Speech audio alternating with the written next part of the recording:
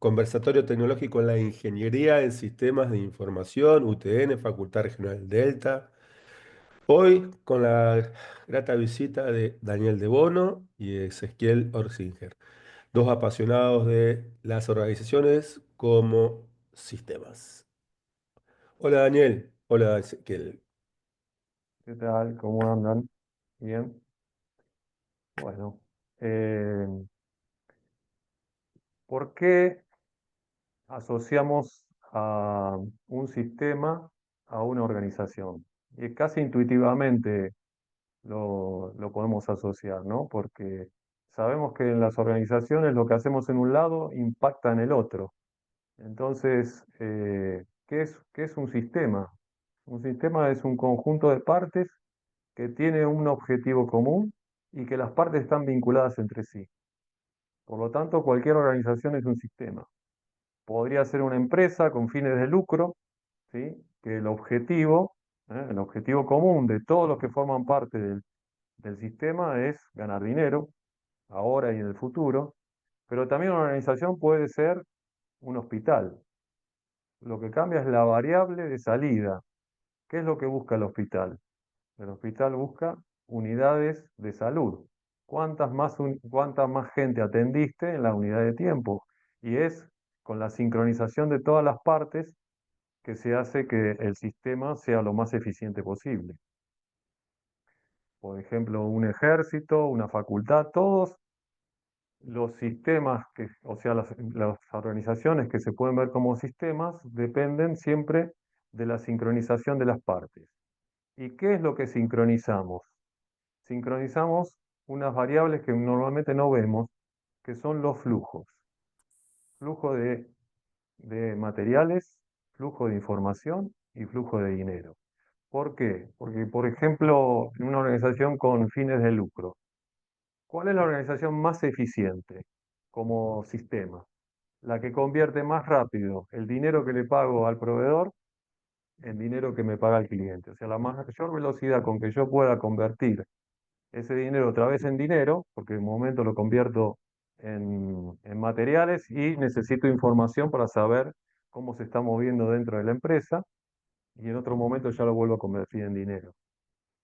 ¿Y de qué depende esa sincronización? Y bueno, ahí vamos a la teoría de los sistemas que dice que los flujos dependen de muy pocos puntos, ¿sí? Porque siempre hay un recurso que es un poco más escaso. Ese recurso es el que retiene o restringe los flujos. Normalmente le llaman las restricciones que tienen los sistemas. Hay algún recurso que es un poquito más lento o que tiene un poquito más de capacidad. No todos los recursos son iguales, a pesar de lo que queremos hacerlos iguales, y eso es un error. Y durante mucho tiempo hemos sido educados como que en el pensamiento cartesiano y no en el pensamiento sistémico. Digamos, en los últimos años ha aparecido toda la teoría de sistemas, pero previamente, y todavía se sigue usando en los libros antiguos, es que como el pensamiento cartesiano en la suma de las partes es el todo, creemos que el óptimo local es el óptimo del sistema. O sea, lo que nos parece bien en una parte del sistema o que hacemos bien en una parte del sistema, eso va a redundar en que el sistema funcione mejor. Les voy a dar un ejemplo por la contraria. Yo digo que como una organización es un sistema, entonces el óptimo local no es el óptimo del sistema. Y vamos al ejemplo. Vamos a un ejemplo de logística. Supongamos que nosotros somos los logísticos de una empresa en Córdoba de automotriz, ¿sí? Entonces viene Cecilio y dice, hay que ir a buscar los faros de la camioneta que se está fabricando ahora a General Pacheco. Es muy probable porque ahí también hay empresas de, de autopartes porque tienen cerca la terminal. Entonces, yo que te voy a decir, bueno, manda un camión, pero puede ser que Ezequiel diga, no, esperen, esperen, que yo tengo que ir dentro de 2 días y tengo que pasar a buscar los burletes por ahí, por General Pacheco. ¿Cuál es la decisión que nosotros tomamos como óptimo local? Lo más probable es que digamos, ah, bueno, nos ahorramos un flete, que vaya dentro de 2 días y de paso trae todo, ¿no? Es lo típico en logística buscar bajar, digamos, los costos en flete. Entonces, el óptimo local es trabajar en los costos de flete, ¿sí? Es lo que hacen todos los logísticos. Ahora, ¿qué pasó? Mañana paramos la línea de producción, perdimos $1 millón. Lo que pareció muy bueno para mi entorno, fue devastador para el sistema. ¿Por qué? Porque están vinculadas las partes, ¿eh? Y la sincronización hace que, si tuviéramos el pensamiento sistémico, la pregunta que yo tendría que haber hecho es aguas abajo, o sea, en la línea de producción. ¿Qué cantidad de inventario tenemos de faros? Si alguien me decía, no, hay 3 días de inventario todavía, decía, bueno, que vaya dentro de 2 días, no hay ningún problema. Si me dicen que le queda 4 horas, lo voy a buscar en helicóptero. No me importa el costo. Me importa no perder facturación. Bueno, ese es un ejemplo que podemos usar para esta conversación todo el tiempo. El óptimo local no es el óptimo del sistema. ¿Y cómo hacemos para sincronizar las partes? Fíjense que existe algo muy interesante, y esto es una anécdota que me contó un consultor que le estaba tratando de hablar con el presidente de la Bristol, y le estaba tratando de explicar esto del pensamiento sistémico, y me decía, no, no, no me entendía, el japonés no me entendía. Y en algún momento el japonés le dijo, mire, lo que yo he buscado siempre en la empresa es que tenga ritmo, que estén siempre trabajando a un ritmo. Entonces dijo, ah, me la dejó servida. ¿Por qué? Porque cada una de las partes de un sistema, de una empresa, no tienen iguales ritmos. Algunas son más rápidas y contienen más capacidad que la otra. Entonces, ¿cómo hacemos para sincronizar partes que tengan distintos ritmos? Lo que me refiero es que compras no tienen los mismos ritmos de producción no tiene los mismos ritmos de ventas, ni de planificación, ni de cuentas a pagar, ni cuentas a cobrar. Y ahí es lo que usamos para administrar, se llaman amortiguadores o buffer, que son los que permiten, a ver, un amortiguador es un buffer, es en inglés, es lo que permite manejar las distintas velocidades. Como por ejemplo, no es un invento en este caso, lo que administra de esta forma es teoría de restricciones, sino que lo hizo el hombre digamos, hace mucho tiempo, en el campo, por ejemplo, cuando guarda digamos, cuando guarda el agua, porque hay momentos en que llueve mucho y se arma un dique, es exactamente un buffer para que en el momento que no tiene o hay sequía, entonces se abren las compuertas. Bueno, y eso es porque tienen distintos ritmos las lluvias. Bueno, las distintas partes de la empresa que tienen que estar sincronizadas cuando, digamos, una de las partes necesita o información o necesita materiales o necesita dinero, lo que se usan es buffer. O sea que en intermedios, en cada una de las partes, vamos a usar buffer. No en todos lados, sino en los puntos de apalancamiento, en lugares donde son, digamos, necesarios, donde hay divergencia y convergencia de los materiales o divergencia y convergencia de la información. Ese es un poco el planteo y esa es la forma de administrar un sistema. Digamos que en producción tenemos varias herramientas de cómo administrarlo, pero digamos, ese sería como el comienzo de lo que es el pensamiento sistémico. Basado en eso, y lo que serían los cinco puntos de mejora continua. Dijimos que hay en los sistemas hay siempre algún recurso que es un poco más escaso o que es un poco más lento. Entonces, si sabemos que los flujos dependen de ese punto, sobre todo los flujos de materiales, si estamos hablando de producción, lo primero que tenemos que hacer es identificarlo, encontrar cuál es esa restricción. Entonces, es el primer punto de mejora continua, encontrar dónde está la restricción. El segundo punto es decidir cómo explotar. Decidir cómo explotar quiere decir cómo hago, porque supongamos que es una máquina. Y digo, bueno, esta máquina me retrasa todo porque todas las demás tienen más capacidad y esta máquina es un poco más lenta. Bueno, compremos otra máquina, sería la respuesta, digamos, intuitiva. No, esperen un momento. De esa máquina que tenemos, ¿realmente le hemos sacado el mayor jugo posible? Y cuando hacemos el análisis, le cuento otra anécdota. En un laboratorio muy importante de acá en la Argentina, cuando yo empecé a hablar de todo esto, el gerente de planta me dice, vení que te voy a mostrar dónde tengo mi cuello de botella. Que la restricción, cuando la demanda supera la capacidad, se convierte en un cuello de botella. Mientras que sea la más lenta, es una restricción, porque es la que, digamos, me determina la cantidad de flujo que puedo sacar por la puerta, porque esa más rápido que eso no puedo moverme. Pero si la demanda supera la capacidad, pasa a ser un cuello de botella. Entonces me lleva normalmente los laboratorios tienen lo que se llaman las blisteadoras, los blisters. ¿Vieron los blisters que vienen formados de 6, 12? Bueno, tiene un montón de presentaciones. Y como los lotes que se hacen son bastante grandes de los medicinas, entonces están permanentemente trabajando y se convierte en cuello de botella porque tienen muchas, digamos, materiales que como sería un embudo, pasan todas por ahí y se convierten en un cuello de botella. Entonces, fíjense lo que es decidir cómo explotar. Vamos a ver a la línea de producción y cuando estoy llegando me dice, bueno, ahí tenía todo el departamento de blister, ahí tenés a tu cuello de botella. Y miramos así, miro así, todos detenidos. Y le digo, pero ¿por qué están parados? Entonces mira la hora, eran las 9:15. Ah, la gente está desayunando. Le digo, pero escúchame, ¿cuánto tiempo va a desayunar? Y más o menos 15 minutos.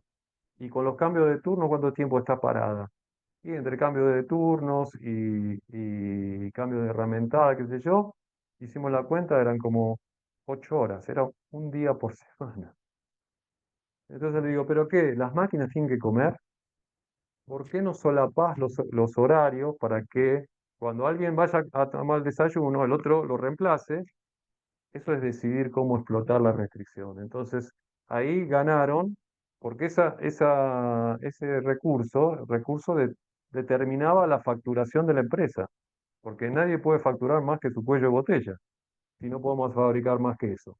Porque eso determina, digamos, por definición, al ser un cuello de botella, quiere decir que todos los demás tienen más capacidad. O sea que una vez que pasando eso, ya no tenemos problema. Entonces, decidir cómo explotar es eso. Por ejemplo, cosas tan simples como, bueno, mejorar los setups, mejorar el tema de los cambios de turno y se ganaron, no quiero decir el dinero que ganaron porque era una cantidad muy grande por mes que dejaban de facturar. Imagínense, es como tener un día más por semana de todas las máquinas, porque no era una sola. Entonces, decidir cómo explotar, eso es muy importante, decidir cómo explotar, porque no en tema de costo no es lo mismo comprar una máquina nueva que sacarle mayor jugo posible a lo que ya tenés, que muchas veces no saben ni siquiera que el cuello de botella es el que determina la facturación de la empresa. Entonces no se enfocan. Teoría de restricciones es la ciencia del enfoque. Porque si un sistema se puede manejar a través de muy pocos puntos, si nos enfocamos en ese punto, podemos sacarle mayor jugo posible. Y eso es un poco el decidir cómo explotar la restricción. El tercer punto es subordinar toda la decisión anterior. ¿Eso qué quiere decir? Que si alguien se quiere ir a comer, cualquiera de los demás lo reemplaza y no hay ningún problema porque los demás recursos tienen más capacidad y se recuperan, aunque estén parados por el tiempo que va el otro va a almorzar. Entonces, subordinar quiere decir no hacer más de lo que se necesita ni hacer menos de lo que se necesita. Subordinamos todo a ese punto, que es el punto, digamos, de apalancamiento de la empresa. Cuanto mejor funcione ese recurso, quiere decir que todo el sistema funciona bien, mucho mejor. El cuarto punto, una vez que hicimos todo eso y todavía sigue siendo una restricción, es elevar la restricción. Ahí sí podemos salir a comprar una máquina nueva. Una vez que compramos la máquina nueva, lo que puede llegar a pasar es que la restricción se mueve a otro punto.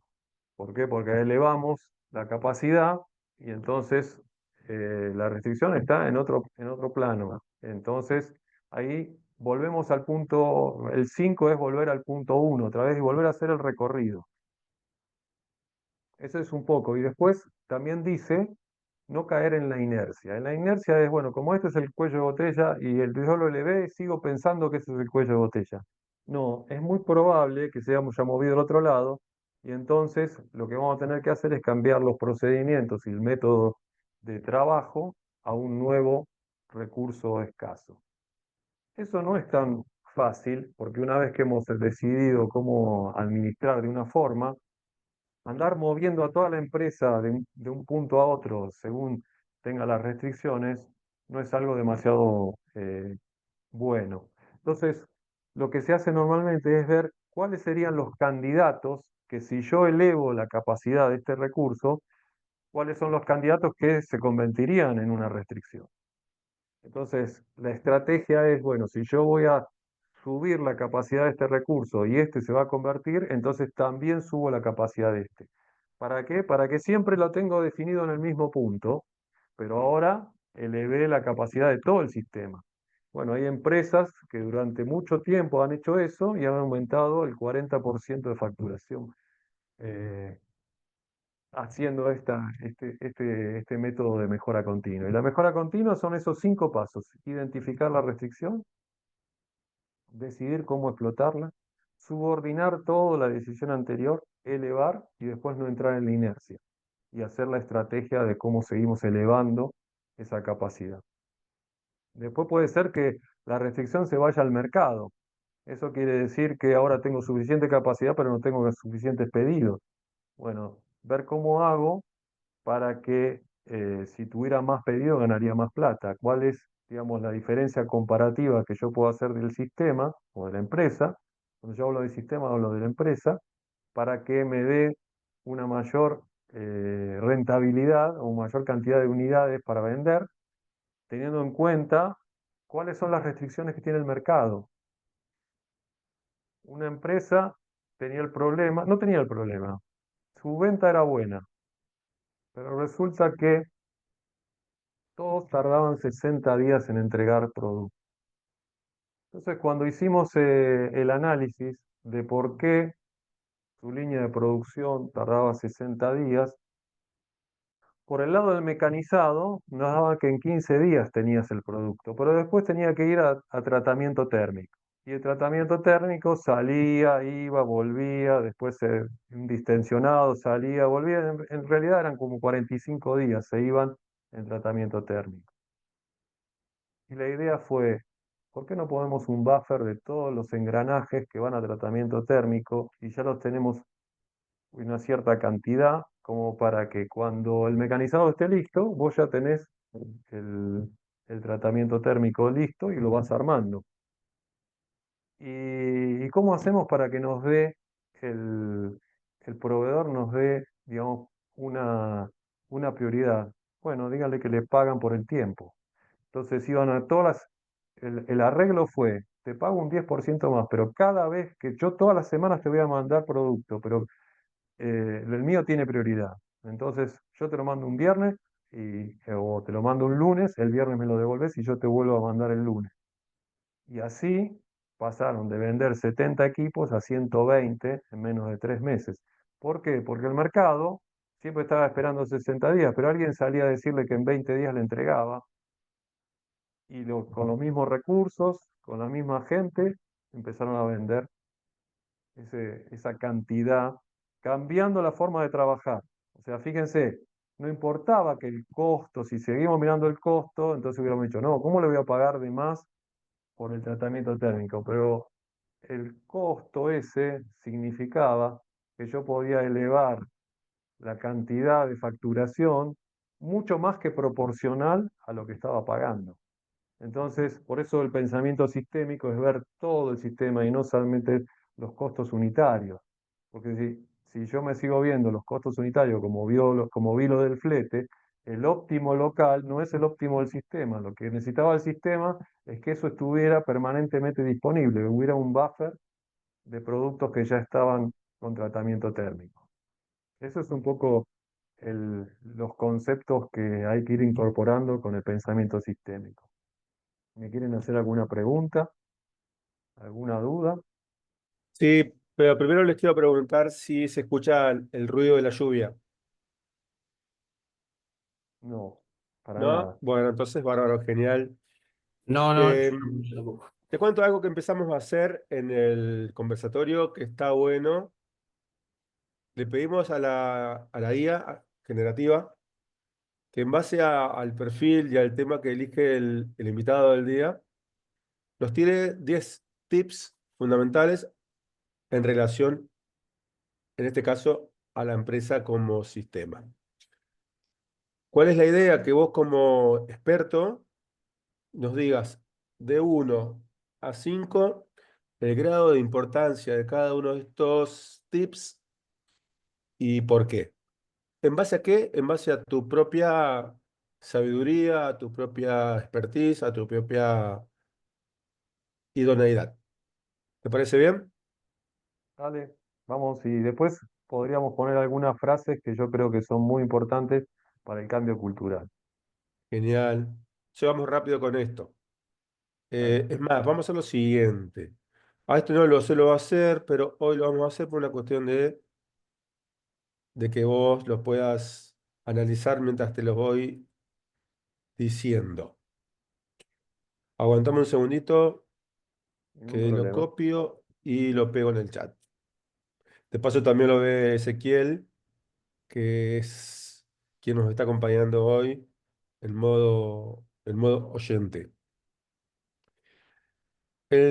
La IA me dice lo siguiente: 10 tips fundamentales para comprender y gestionar una organización como sistema. En tiempos complejos, adoptar una mirada sistémica no es opcional. Es clave para liderar con sentido, adaptarse con inteligencia y generar impacto sostenible. Estos 10 enfoques te ayudarán a integrar esta perspectiva en la práctica. El primero, acuérdate, vos me decís de 1 a 5, ¿cuánto vale este consejo para vos? Pensá en términos de totalidad. Cada parte afecta al todo. Sí, es 5 eso, porque es parte del pensamiento sistémico. La ventaja que tenés que si te concentras en un punto, estás mejorando la totalidad, por los 5 pasos que vimos. Bien. El número 2 es identifica entradas, procesos y salidas. ¿Para qué? Para entender el flujo de valor. Es importante porque además cada subconjunto de, de un sistema también lleva las reglas del sistema. Entonces, si vos querés aislar una parte, por ejemplo, querés aislar logística, tenés que conocer dónde entra y dónde sale y cuáles serían los puntos en donde tendrías que analizar dónde poner, digamos, los buffers, dónde poner, digamos, son los lead time entre cada una de las partes. Sí, me parece que eso es 4 puntos. Genial. Vamos por el tercero. Fomenta la retroalimentación para mejorar continuamente. Eso es 5 puntos. Y la retroalimentación lo tira bastante así en el aire, pero en realidad la retroalimentación, ¿sabes qué es? Es cuando vos pones un buffer, por ejemplo, de inventario, cada tanto los buffers empiezan a bajar porque hay descoordinación de las partes. Entonces, si vos podés identificar cuáles son los recursos que generan esas penetraciones en los buffers, te está dando la información de dónde aplicar la mejora continua. Mirá, en esta máquina tengo siempre problema eléctrico y por lo tanto se para cada 6 horas y entonces lo que hace es que aguas abajo se empieza a consumir el buffer. Y dice, mira, siempre se consume el buffer porque esta máquina, bueno, reparemos eso. Listo, entonces ya no necesitas un buffer de 6 horas, sino quizás necesitas un buffer de 4 porque ya ese problema lo superamos. Excelente. El cuarto es reconoce la interdependencia entre áreas, personas y decisiones. Exactamente, eso también es importante. Nosotros podríamos simular a la empresa como si fuera una cadena, y tenés que darte cuenta que la cadena no es la suma de las partes de la fuerza de la cadena, sino que la cadena, digamos, la fuerza de la cadena es la fuerza del eslabón más débil. Por eso tenemos que encontrar el eslabón más débil. Y entonces la interdependencia lo que hace es, bueno, cómo un proceso afecta al otro. Esa es la interdependencia. Eso sería también 5 puntos, muy importante, porque tenemos que saber, digamos, a quién le pido información y hacia dónde va lo que yo estoy generando. Excelente, gracias. Vamos por el quinto. Adaptate al entorno. Los sistemas viven en contexto. Exactamente. Y hay algo muy importante. Toda la metodología tradicional del mundo del costo lo hace en forma estática. ¿Eso qué quiere decir? Que una vez que terminó el momento, por ejemplo, en el ejemplo que tomamos, va a salir el registro de que la línea se paró y fueron tantos dólares que perdimos y qué sé yo. Pero en dinámica, la toma de decisión fue fundamental y no la tendrías que haber hecho en función de los costos, sino de los flujos. Entonces es muy importante ver el entorno porque es dinámico. ¿Qué nivel de inventario yo tengo aguas abajo? Tanto. Ah, entonces la decisión. Y eso es dinámico. Por eso dice que el entorno es fundamental, porque si yo no estuviera viendo qué pasa de aguas abajo, entonces cometo el error de siempre, que, digamos, tomo decisiones de cosas que están estáticas. Como si eso, a ver, acá hay un tema que es muy importante. La gente cree, porque hemos sido educados así, que un dólar que te ahorras a la entrada es un dólar que vos ves a la salida. Y no son ecuaciones lineales las que se dan en un sistema. Lo linealizamos cuando es estático, porque es fácil sumar todos los costos. Ahí se cumple la regla de la suma algebraica. Ahora, la variación de costo no sigue la regla de la suma algebraica. Cuando varía un costo porque algo pasó, o digamos, algo se retrasó, o tomé una decisión en ese sentido, como por ejemplo, me ahorro un flete, lo que hice es en dinámica destruir el flujo. Eso es fundamental. El entorno es ver no solo lo interno, sino lo externo. Excelente. Vamos por el 6. Definí y alineá propósitos para que todos remen hacia el mismo lado. Exactamente. Bueno, si tenés que ver a la dirección, es la mayor rentabilidad. ¿Cómo lo bajamos hacia los estamentos inferiores? Bueno, siempre que estés ganando tiempo, flujo, los lead time se acorten, estamos ganando plata. Bien. Séptimo, gestionar los flujos de información con eficiencia y claridad. Sí, ahí yo lo que agregaría es información relevante, porque la mayoría de los RPs, las bases de datos, tienen información de distinto tipo y a mí me interesa ver la información relevante. ¿Qué es lo que está pasando aguas abajo? ¿Qué nivel de inventarios? O sea, acá tenemos 3 indicadores. Uno que es de dinero, que es la cantidad de pedidos que estoy teniendo, la información del inventario que estoy teniendo. Por eso son relevantes. ¿Qué pasa con el buffer? Porque si sube o baja me está dando información, que esa es la información relevante. Y cuáles son los gastos que estoy teniendo para manejarme dentro del sistema. Entonces, no solo los flujos de información, sino flujos de información relevante. Y te diría más, son 3 flujos: flujo de información, de dinero y de materiales. Y cuanto más rápido se muevan esos flujos, mayor eficiente es el sistema como un todo. Excelente. Vamos por el 8. Medí y analiza relaciones, no solo resultados. Bien, porque eso es importante. Las relaciones tienen que ver con, eh, digamos, lo que decíamos, las distintas enlaces, cómo se vinculan entre sí. Entonces, eso sería como un 4 para mí. Porque los resultados dan como consecuencia de que estén sincronizados los flujos. Entonces la relación es muy importante, digamos, cómo yo me comunico con la parte de arriba, digamos, a quién le pido que me reponga y a quién le pido y a quién le bajo la información para que siga funcionando, o los materiales. Bien. Vamos a 9. Promover el aprendizaje organizacional como motor de evolución. Eso es lo más importante. O sea, ahí tenemos que salir del mundo tradicional e ir al mundo del valor. O sea, qué agrega y qué no agrega valor es fundamental para que los que toman decisiones lo hagan con la información relevante y que el resultado sea como la sincronización, o sea, el resultado de un sistema es cómo evolucionan todas las partes. Es como el resultado de la interacción de las partes. Una parte sola no puede dar resultado. O sea, ventas no podría hacer lo que todo el sistema hace. Si no, no existiría todo el sistema.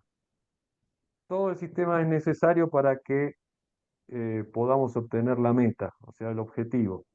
Tanto la empresa con fines de lucro, como la empresa que da servicios, como la empresa o la organización del hospital. Fundamental que todos sepamos hacia dónde mover. Bien. Y el último, 10.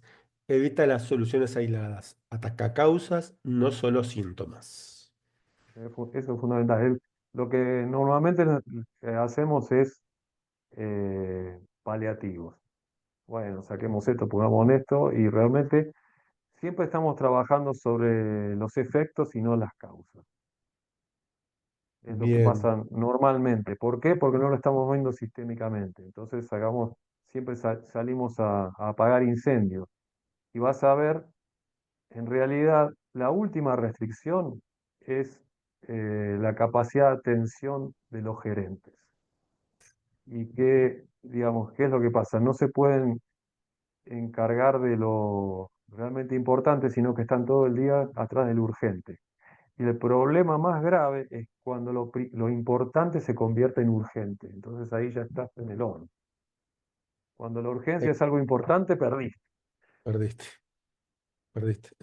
Gestión del tiempo. Bien. La verdad que un lujo enorme. Las últimas palabras van a ser las tuyas, Daniel. Pensá, mientras doy las gracias, ¿qué querés decir para cerrar? Pero tanto Eduardo, que nos escuchó muy atentamente, Ezequiel, que estuvo presente con la cámara y ahí mirando y hablamos un ratito antes de empezar a grabar, más, como siempre, ¿no? La UTN, Universidad Tecnológica Nacional, Facultad Regional Delta, Ingeniería en Sistemas de Información, te damos las gracias. Yo, Cecilio Tafael, profesor a cargo de esto, silencio el micrófono y te damos el cierre para que vos lo hagas. Luego te cuento que dejamos de grabar y seguimos charlando un rato más. Bueno, bueno, lo que les digo que esta forma de administrar no es algo nuevo, sí es revolucionario porque, digamos, da por tierra muchas cosas que damos como ciertas, que no están bien, como por ejemplo esto de creer que una empresa es lineal y que lo que hagamos en la entrada nos va a dar como resultado a la salida y todo que es como un cambio cultural, pero me parece que encarando por este lugar hay una, digamos, oportunidad enorme para las empresas de mejora y a su vez con las herramientas que están apareciendo ahora, empezar a usarlas, pero dentro de estas nuevas reglas. Entonces, el beneficio va a ser muy grande. Yo siempre le digo a las empresas, muchas empresas subsisten, pero les digo, ustedes no se dan cuenta que están paradas digamos, una mina de oro. Lo que pasa es que mal administrada. Tienen una diferencia comparativa y eso los hace subsistir, pero si realmente supieran administrar como sistema, a los sistemas como sistemas y no como departamentos estancos, la ventaja se vería mucho más. porque muchas veces lo que, lo que evaluamos, em, creemos que no lo que le decía al principio, que digamos, bueno, un error es una evaluación o un juicio hacia el resultado. Y muchas veces los resultados no se dan. Y uno dice, pero ¿cómo? Si estoy haciendo lo que todo el mundo cree. Y bueno, lo que yo desafío es lo que todo el mundo cree, ¿es realmente cierto? Entonces no es un problema que digamos, los gerentes y que lo administran sean torpes, sino que quizás las reglas del negocio están mal. Y ahí está el gran desafío. Entonces, cambiando esa forma de pensar, es muy probable que mejoraremos muy rápidamente. Y bueno, de hecho, eh, digamos, hay muy grandes empresas que han hecho esto y son los que en este momento lideran el mercado mundial. Bueno, nada más por mi lado, al que le interese un poco más todo esto, hay mucha bibliografía y bueno, y para seguir adelante. Bien, Daniel, un placer enorme. Gracias, Ezequiel, gracias, Eduardo. Dejamos de grabar y seguimos charlando como nos gusta hacerlo después de grabación. Muchas gracias. Gracias a ustedes.